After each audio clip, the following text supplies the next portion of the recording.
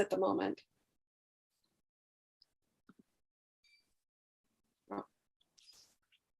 The stream is. Remember those days when our city manager, not our city, our assistant city managers at least attended our meetings? They do come in, they do pop in, and we do have 2 members of our community advisory committee who are attending.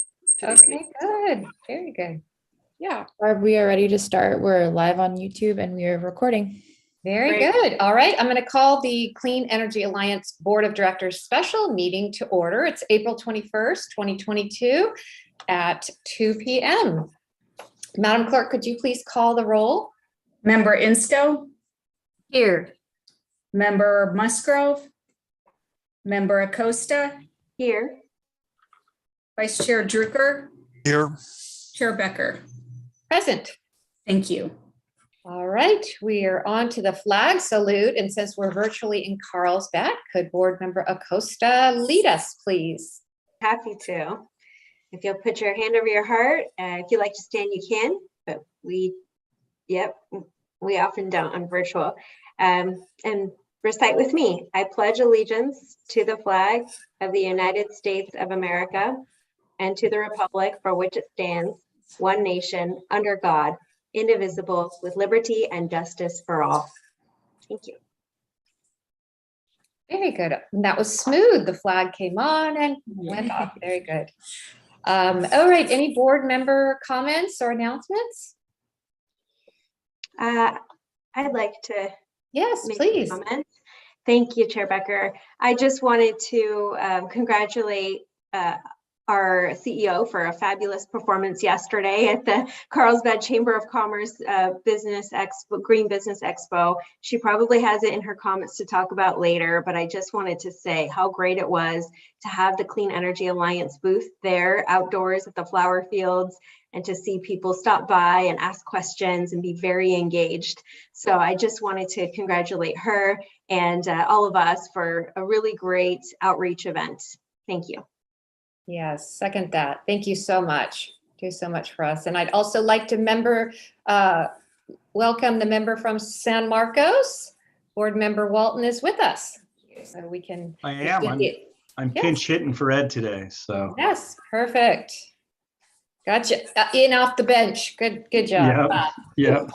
All right, so that brings us to a report from our Community Advisory Committee, and we have our chair, Board Member Warden, with us. If you could let us know how that went with our newest board members, I assume were in attendance as well.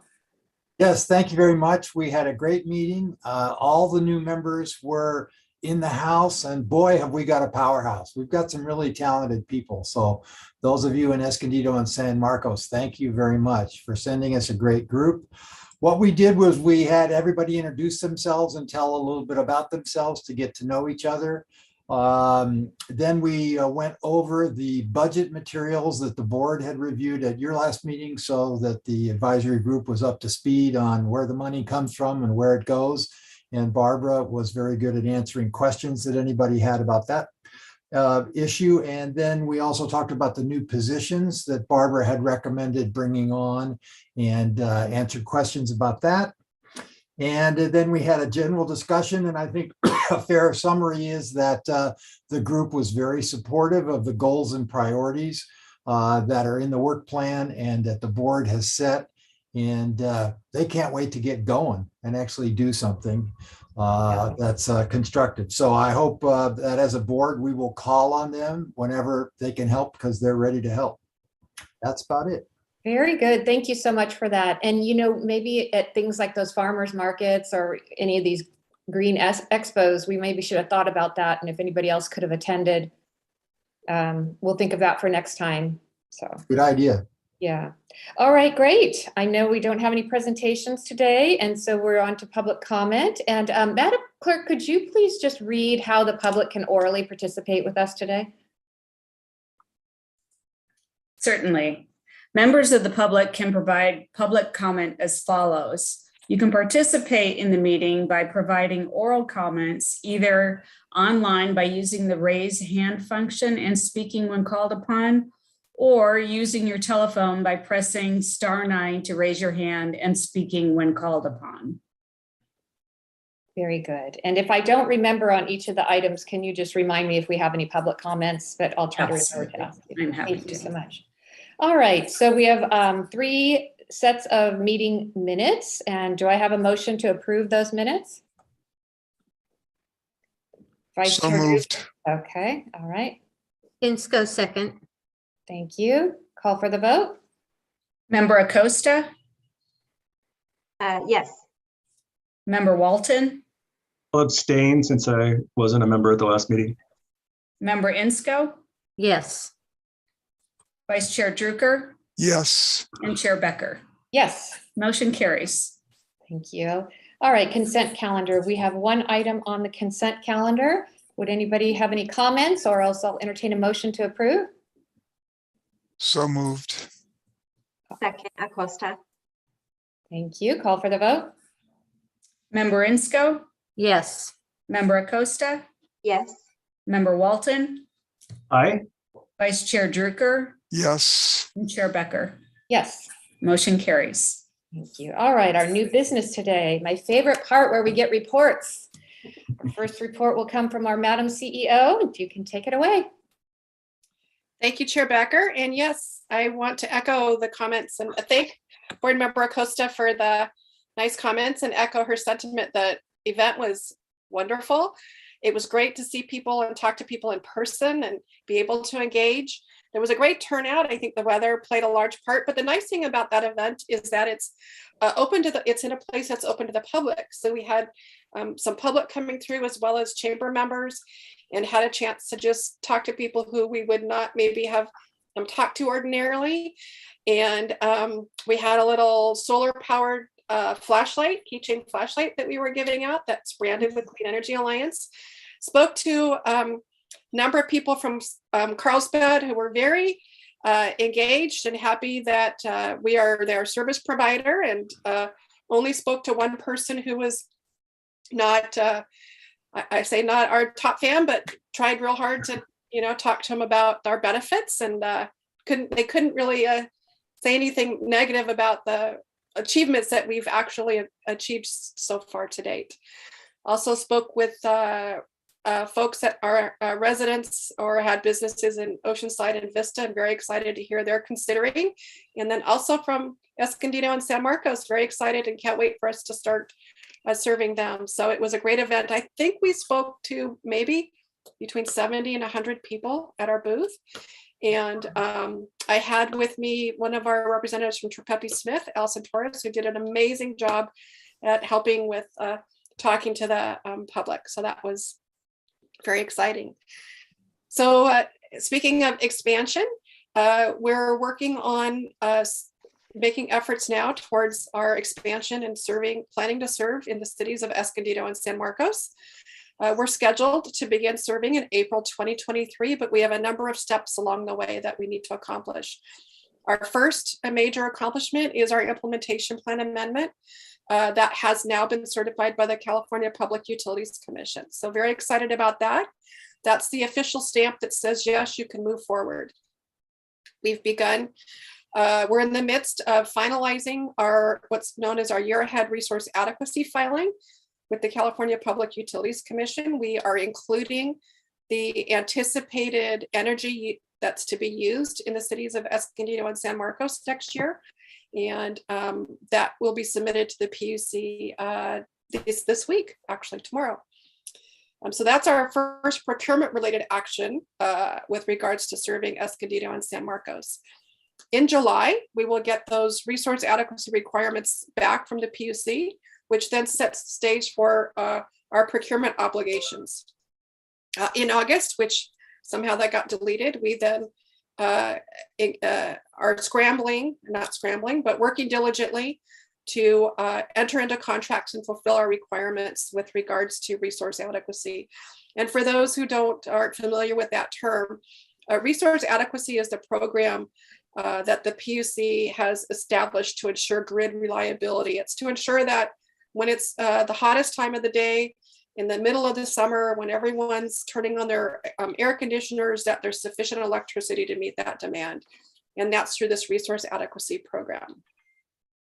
And in October, we're required to submit to the PUC all of the contracts to show that we have complied and fulfilled those obligations. So we are already starting to beat the bushes and talk to suppliers for resource adequacy, and we'll continue those efforts until we've met our obligations.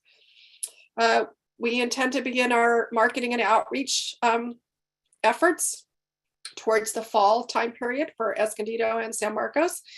And we'll start talking to the cities. The Community Advisory Committee will be in August as well, have on their work plan to talk about the marketing and outreach, lessons learned from our efforts with Carlsbad, Del Mar, and Solana Beach, and take those lessons learned and develop a marketing and outreach plan that includes, I hope, members of the Community Advisory Committee and potentially board members to be at community events and have a booth and continue talking face-to-face and one-on-one with our customers, future customers. And then our noticing begins in February. So we have our regulatory required noticing, 2 notices prior to the enrollment and 2 after. And those will begin in February of 2023. But we will also have additional non-required marketing and outreach efforts that will be taking place as well. And then in April, we begin enrolling customers, and they're enrolled all throughout the month based on when their billing period ends in the month that they transition at the end of the billing period. And then the cities of Oceanside, Vista, and San Clemente are all considering joining. And if they were to decide to join, then they would begin service in 2024. We have completed our analysis of their historical usage and provided the results to the cities. We did that, had those meetings this month. In May 3rd, Vista City Council will hold a workshop to hear the results of the assessments and give direction with regards to their next steps. And I will be attending that meeting on behalf of Clean Energy Alliance and be available to answer questions and certainly make some comments with regards to them, their joining. May 18th, the city of Oceanside will be considering at their city council meeting whether or not to continue proceeding meeting with, joining Clean Energy Alliance. And again, be there as well to make myself available to answer questions and make comments at that meeting. Then at our May 26th board meeting, I'll have the information from those council workshops and meetings for our board and present the full results of the assessments to the CEA board with regards to those efforts. San Clemente, I have met with staff, with their subcommittee, with their committee of folks that are evaluating CCA options. And they have not come back to me yet with their schedule with regards to taking the results to their full council. And as soon as I have that, I will be sharing that with the board. Then in June, those cities that are planning to move forward with joining, we would anticipate that those cities would then be adopting their resolution to join CEA and have the introduction and first reading of the ordinance establishing a CCA, with the ordinance then having the second reading at the next meeting, and then it is effective 30 days after the second reading. In July, then CEA would approve the cities joining and would direct the preparation of the next implementation plan amendment for those new cities. And then assuming that the second reading is at the end of June or beginning of July, then the new board members from the new cities would take their oath of office and join the CEA board in August. We would bring back the draft implementation plan amendment to the CEA board for approval in October, and then submit that final plan to the PUC for certification by the end of December. So that's the timeline with regards to our next phase of expansion. And just a reminder, this chart reflects, the line reflects the amount of energy we will be providing to customers with the 2 expansion phases. So phase 1 are the cities of Escondido and San Marcos. And we would be increasing our number of accounts by approximately 142% with the addition of those 2 cities. And our load, which is a term we use in terms of the sales, quantity of sales of electricity, increases by 137%. The phase 2, if those 3 cities do join, we increase again another 92% in number of accounts and 76% in the energy load. So a fairly significant increase over the next 2 years with those cities. Could we take a pause right here? It looks like one of the board members, Walton, has a question. Thank you, Chair. Yeah, I do. And I might have missed this, but could you give me an idea what the public outreach looks like? What do we do to prep the public for this change that's going to come next year? Is it direct mail, booths? What does that look like? It will be a mix, and we're going to be working with, well, let me back up. We have 4 required direct mailers. 2 of those mailers are before the enrollment because it is an automatic enrollment. So the first mailers will be mailed out in February. The next group will be in March. And then the 2 remaining will be the 2 months after the customers are enrolled. We typically try to make each of those mailers a little different in form so that we attract attention with at least one of them. We have a large, colorful postcard, a letter, and then a small black and white postcard. We also will be planning to have in-person events. My experience is that if we have a standalone event, town hall type meeting, we don't generally generate a lot of traffic. So we try to poise ourselves at events that cities are holding and where we can have a booth. And so we'll be working with those cities and figuring out what events are taking place or where there might be opportunities to meet with the public, such as farmers markets, maybe harvest or fall festivals. If there's any holiday, because it's just around the holiday time period that we're going to want to start getting out. So there may be opportunities to have a presence at those events and be able to answer questions. If we do it too far in advance, people forget between then and when they're being enrolled. They don't necessarily make the connection of, oh, I saw a person at a booth that with this program. So we try to time it fairly close. Now that's excellent. We have both of those, by the way, a farmer's market and a fall street fair. So those would be 2 good places. Barbara, can you give me a copy of this PowerPoint that you're showing right now? Okay. Yes, we typically do send it out, and we also post it to our website. So definitely we'll do that to you. Great, thank you. And it sounds like a lot of us would be willing to join you on any of those events. So always keep that in mind and let us know. And I've put it on my calendar. I will attend the Vista and the Oceanside City Council meetings with you to speak. And if anybody else wants to speak, that would be great. But yeah, Board Member Inscoe. Yes, I'd just like to echo Board Member Walton's comments. We also have the Greater Escondido Chamber of Commerce hosts a very large street festival in October. So I think the timing of that would be wonderful. And we'll make sure to make that connection for us. And possibly some other events around the first of the year that would be helpful and timely in getting the word out. So that will work very well. And we do have a small farmers market on Tuesday afternoons as well. Oh, great. Thank you. Good.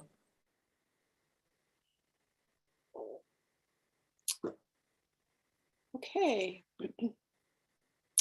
And I did want to take the opportunity to bring to the attention of our customers and those that are viewing that San Diego Gas and Electric is set to resume their collections processes for delinquent accounts.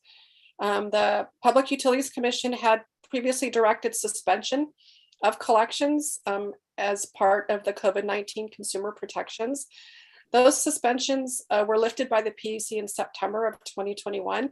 However, SDG&E, with their system upgrade and different things that were going on, had postponed resuming their efforts.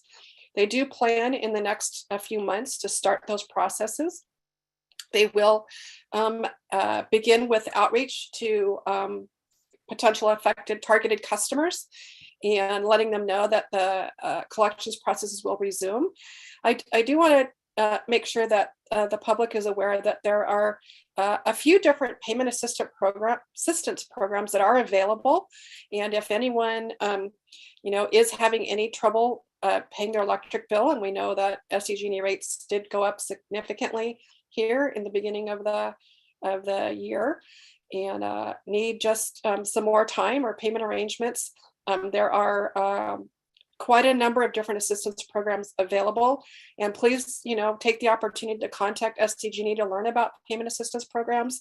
We do not have the authority or ability to authorize payment arrangements ourselves. They would need to be through SDG&E, but I definitely encourage anyone who needs to reach out. And their phone number to call SDG&E is 800-411-7343. And that concludes my portion of the update. I'm going to stop sharing so that our regulatory counsel, Ty Todsdal, can provide the board with an update on regulatory proceedings and activity that he's currently tracking. Great. Thank you, Ms. Boswell. I'm going to go ahead and share my screen as well. Can you all see that? Okay. Yes. Great. Okay. Thank you. Have a couple of regulatory items that I wanted to discuss with you all today, and then a couple of legislative items that I want to make sure we have time to get around to. There's only one bill listed here, Assembly Bill 1814, but there's another bill that I wanted to talk to you all about regarding a utility program called Green Tariff Shared Renewables, and that is Assembly Bill 2838. So I'll also discuss that. Why don't we go ahead and discuss some of the regulatory items? First, the Public Utilities Commission has issued a decision implementing Senate Bill 255, which requires CCA programs to comply with CPUC's Supplier Diversity Program. This is a program that seeks to track the ethnic and gender and other demographic characteristics of energy suppliers. And so we are going to be required to submit a plan beginning in March of next year regarding supplier diversity. There is a little bit of a legal wrinkle, if you will, in this proceeding related to Proposition 209. I'm sure, as many of you are aware, that Proposition 209 restricts public agencies in California from making hiring determinations or other criteria on the basis of race. And so that's not something that applies to the investor-owned utilities.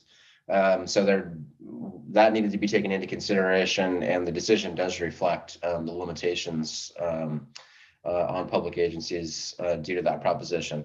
Nevertheless, our reporting will have to expand to include information about business enterprises that are at least 51% owned by women, minorities, disabled veterans, and LGBT owners. Persons with disabilities will be added in the March 2024 report. And these plans will be submitted to the legislature and posted on the CPUC website. So this is something that will receive public attention. How much we will see, but I certainly wanted to make you all aware of that. Another phase of the proceeding is going to look more closely at board and workforce diversity, and will also address public disclosure of that data. So that is forthcoming, and we will be sure to pay close attention to that. So I wanted to make you all aware of this requirement that's going forward.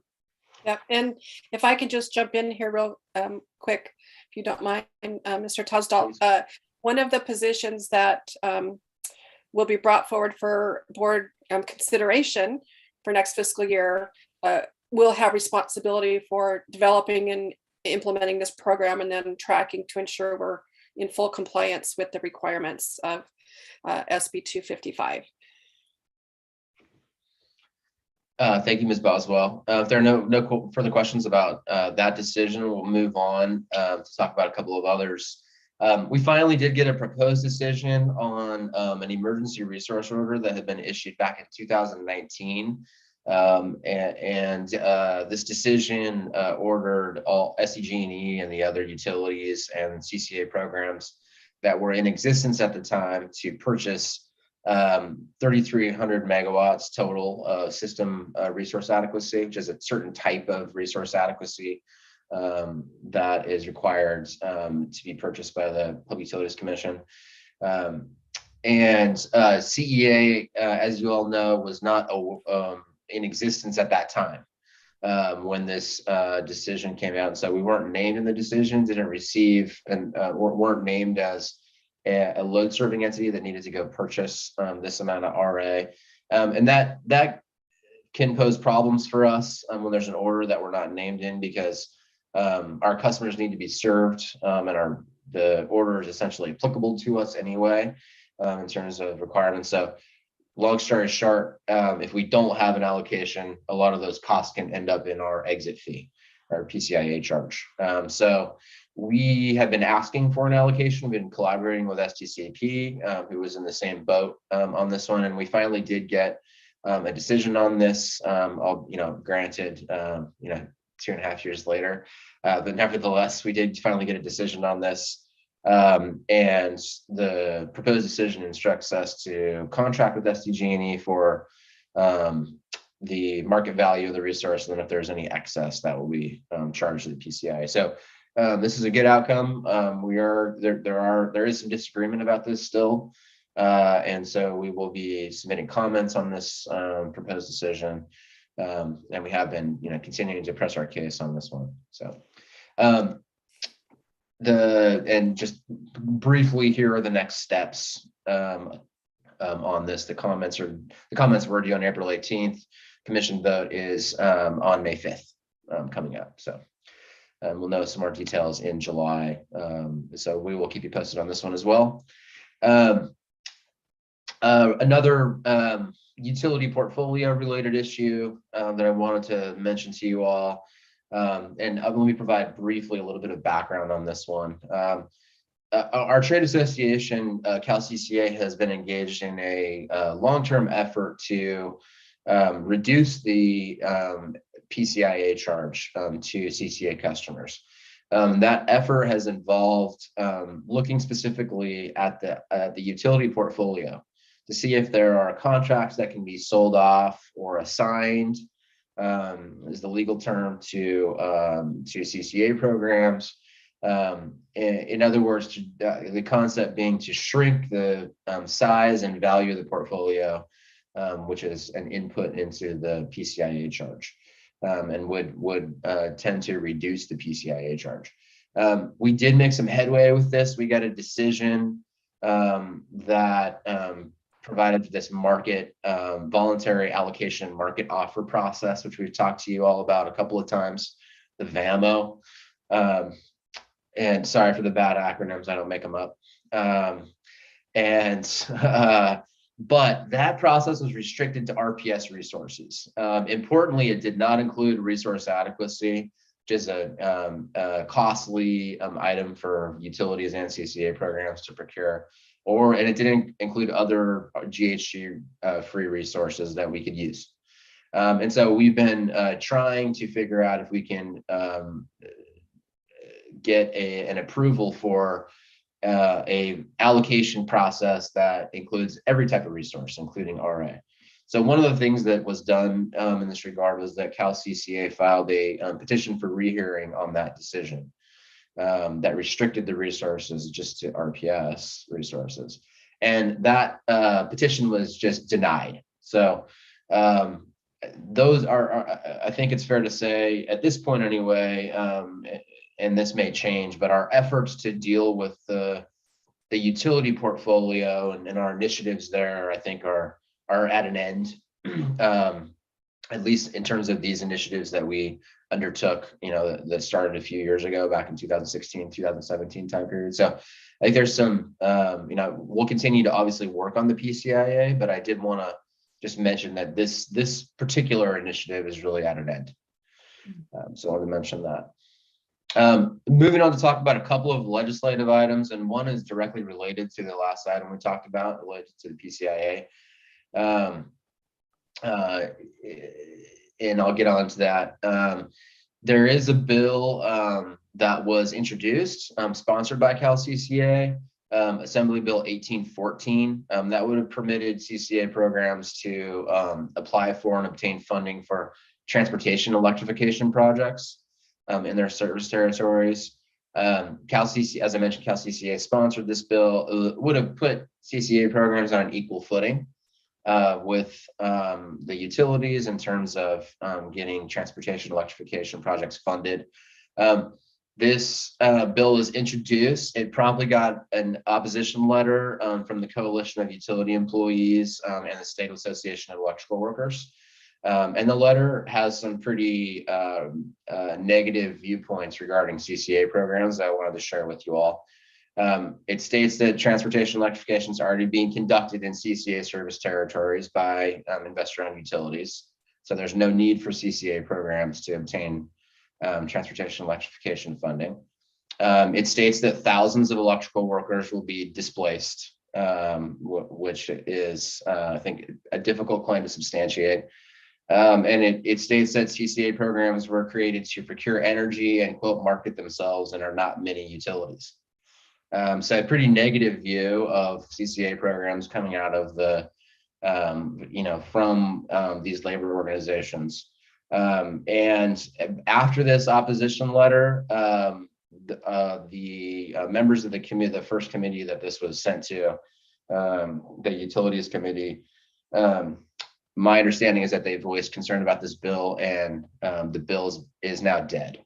So I think it goes to show a couple things about the ability of certain groups to influence legislation, and I think it also points to sort of a recurring issue that we run into when we advance legislation. So I just wanted to point that out to you all.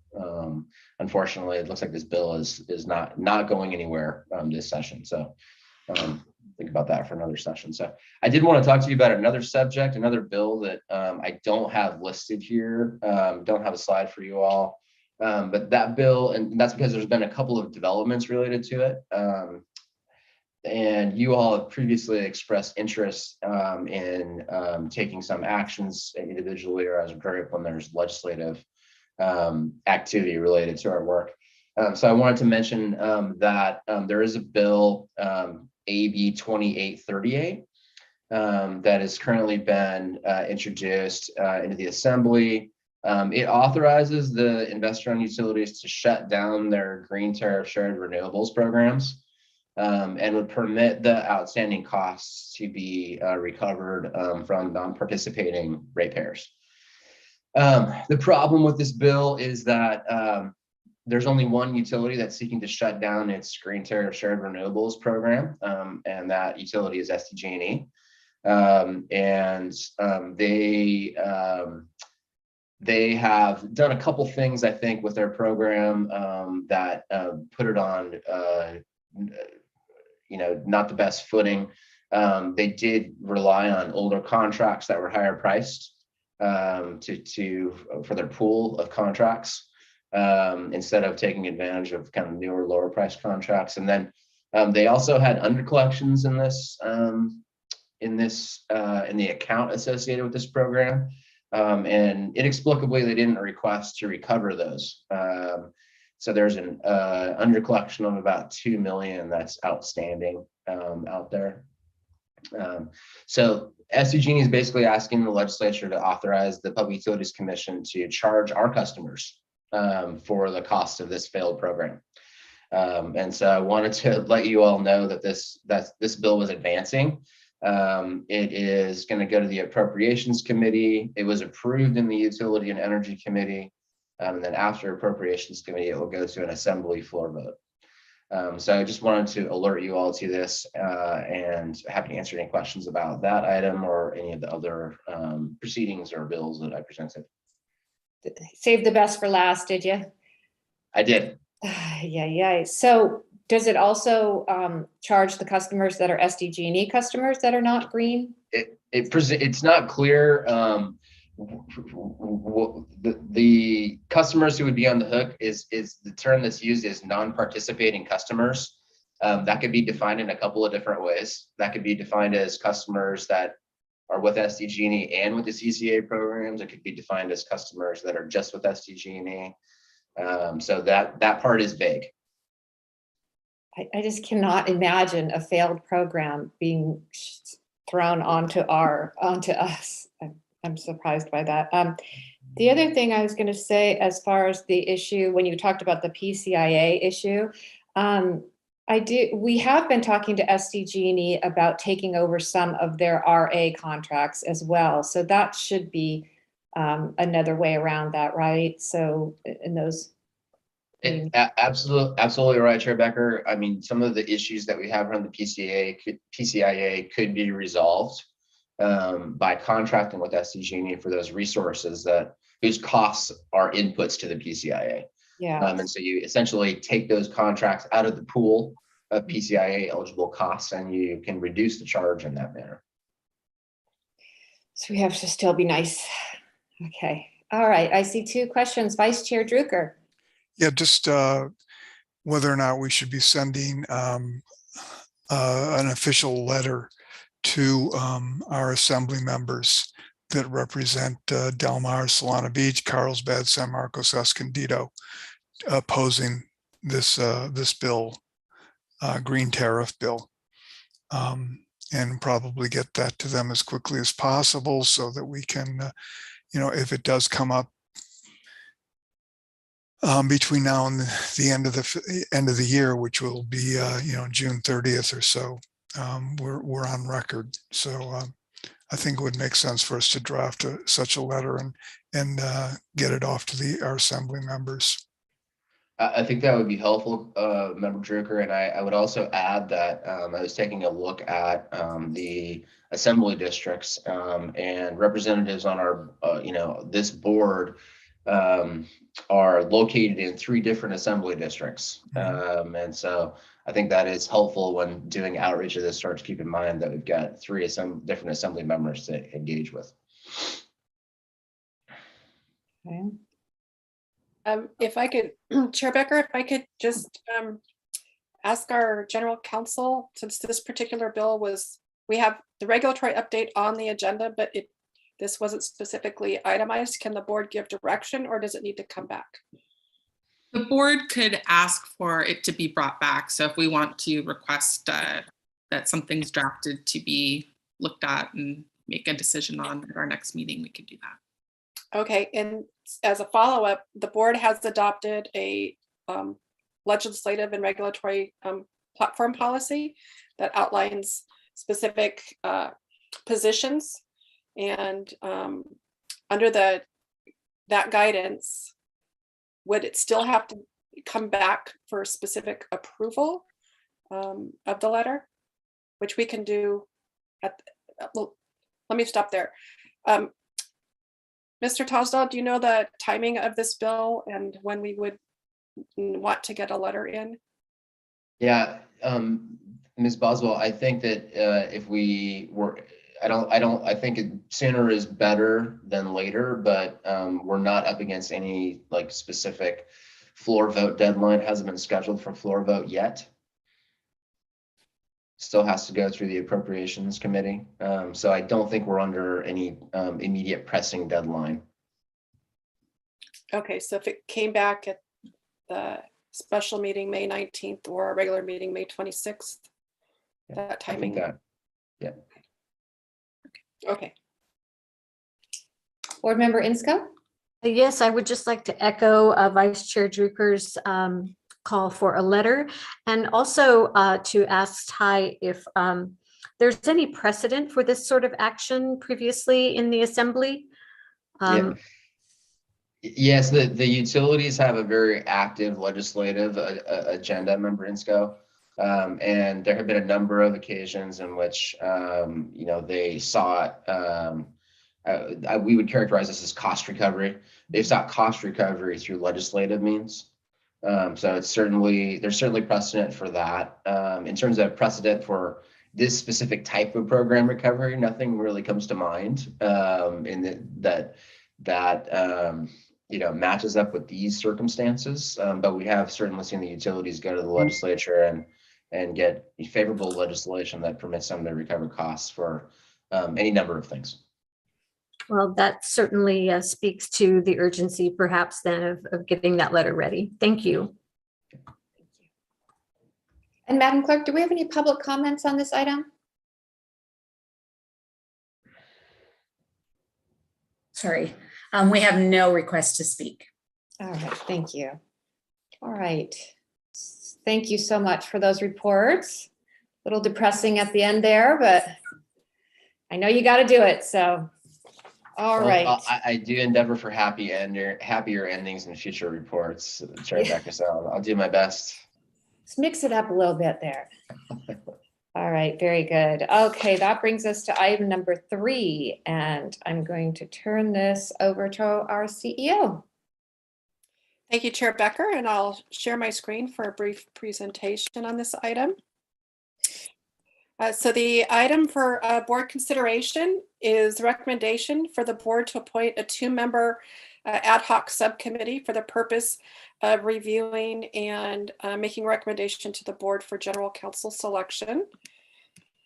Section 5.6 of the Joint Powers Agreement directs the board to appoint a qualified person to act as CEA's general counsel. It further specifies that the general counsel may not be a member of the board or an elected official or employee of a member agency. At its last regular meeting, the CEA board directed a solicitation for general counsel for the term to begin in the next fiscal year. Staff has issued a request for qualifications for general counsel services, and responses are due back May 16th, 2022. The subcommittee would assist in the review of the responses and then participating in the selection process and bringing a final recommendation to the board. And that concludes my presentation on that item. Very good, thank you. All right. Anybody want to raise their hand to volunteer for this committee? I'm assuming we would have 2 people that would, so we don't violate the Brown Act. All right, Vice Chair Drucker? Yeah, I would like to do this. I've done lots of hiring of city managers and city attorneys, so I think I bring some good experience to this. The other thing I would say is the first thing this committee needs to do is create criteria for how to judge and how to evaluate the requests or the responses. All right, Board Member Acosta? I just raised my hand because you asked if we wanted any volunteers and I didn't see, I only saw the one other hand. So I'm willing to do it, but if somebody is very committed to doing this and that's their big thing, I don't have to. So I just put my hand up in case you need somebody. Anybody want to fight her for it? No. Andy, you're an attorney. Come on. I thought it must be Randy too. Okay, well, I'm willing to make a motion, go forward with those 2 fine board members as our subcommittee or ad hoc board subcommittee, yes. And Inska will second. All right. Call for the vote. Member Insco, Yes. Member Acosta, Yes. Member Walton, Aye. Vice Chair Drucker, Yes, Chair Becker. Yes. And what would we need to do? Would we need to get that on the agenda for next time to do some criteria? Chair Becker? yeah, I these are due the 16th, so Teresa and I will come up with criteria along with Barbara and present that at our next board meeting. Very good. Thank you very much. All right, item number 4. This is to consider the telecommuting and teleconferencing, and I'm going to turn this back over to our CEO. Thank you, Chair Becker. I don't have a PowerPoint presentation or a slide deck for this item. This is to request, in light of our regular meeting being canceled next week and holding our meeting today, we would have more than 30 days between this meeting and the next regular meeting. And we do need to make the finding to continue the related to continuing teleconferencing for our meetings, and it needs to be made every 30 days. And so the purpose of the special meeting on May 19th would be to make that finding. All right, and maybe we can ask our general counsel if she knows where the state, where we are at the state level on this. Sure. So we have the bill that we discussed last time is still making its way through committee. It was slightly revised to have, once it did pass, an initial finding be made that members who are going to be calling in remotely would not have to share their specific location if they weren't in a public place. But it would not be like the current bill where there's every 30 days needing to make any finding. It would be sort of a one-time deal, and then we could have teleconferencing. However, that is back in committee now, so there's no further update as to when the next step will be on that, but it is still alive and seemingly moving forward. Okay, so I know we're all so spread out, and this is very convenient for all of us because, we are saving greenhouse gas emissions by not driving all over the place, but it seems to me we have to work towards the in-person. So I know we're in the works on that, and we're still planning to look at San Marcos and work out all the kinks, but I guess my vote would be to go ahead and do this special meeting for one more month to extend it. How does everybody else feel? I agree. Okay, all right, I agree as well. all right. Board Member Acosta, anything else? Yeah, I agree. And I do think that we just have to be prepared, as much as this is saving greenhouse gases, and I would love to continue. This seems like a very convenient way to meet.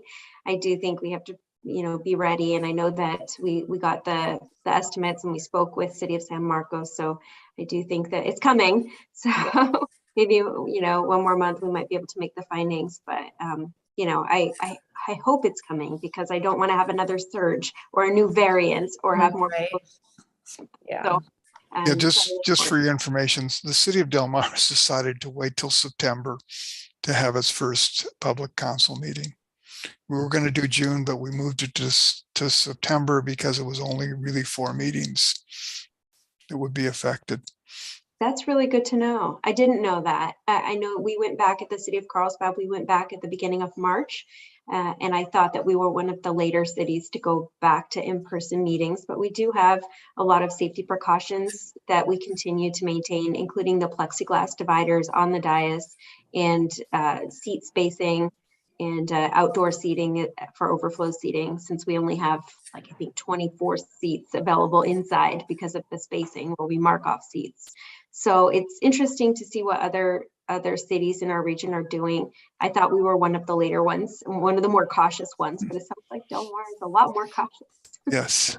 Thank you. But we're not going to have, I don't think, any change to our dais or anything like that. All right, very good. So I'll go ahead and move the staff recommendation for item number 4. I'll second. Second, go ahead, Randy. Thanks. Call for the vote.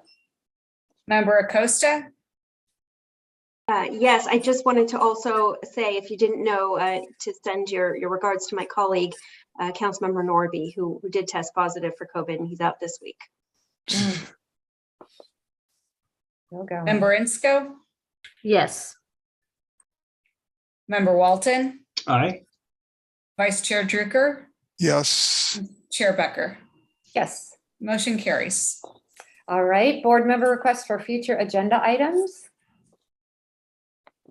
Seeing none. All right, then we will go ahead with our special board meeting next May 19th, 2022 at 2 p.m. And we'll be meeting virtually. Have a good afternoon, everybody.